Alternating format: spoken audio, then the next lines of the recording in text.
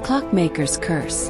In the quiet town of Elmsworth, where cobblestone streets wound through clusters of red brick buildings, there lived an enigmatic clockmaker named Elias Hart. His workshop, nestled in the town square, was a haven of ticking wonders, with intricate gears and pendulums suspended like delicate art. Elias was a solitary man, devoted to his craft.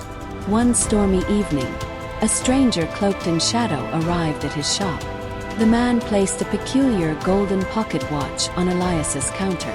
Its face was blank, its hands unmoving. "This watch," the stranger whispered, "can rewind time by 10 minutes. Use it wisely. But remember, every time you do, a part of your soul will be taken." Elias scoffed at the idea but accepted the watch out of curiosity.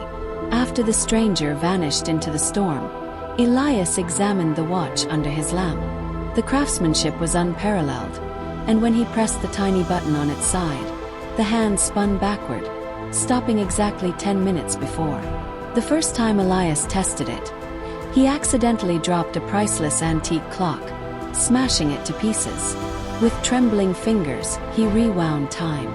The clock stood unscathed, as if nothing had happened. Elias felt an odd fatigue but dismissed it.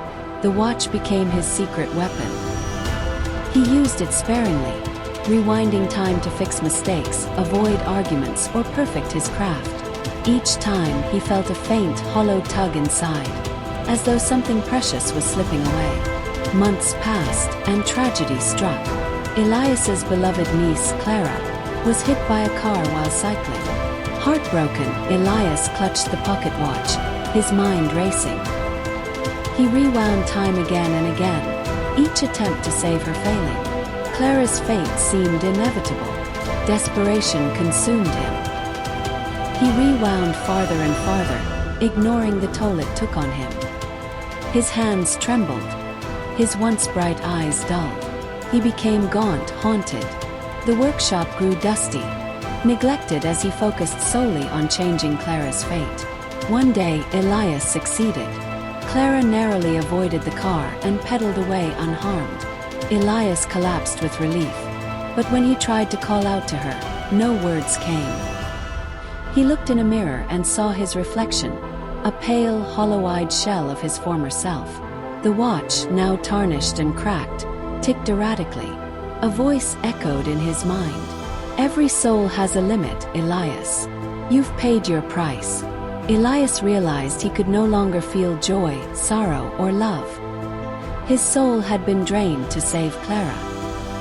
He returned to his workshop, where the clock's ticking mocked him. Clara thrived, blissfully unaware of her uncle's sacrifice. Elias lived out his days in silence, his once skilled hands too feeble to craft. When he finally passed away, the pocket watch disappeared, only to reappear in another town, waiting for its next owner.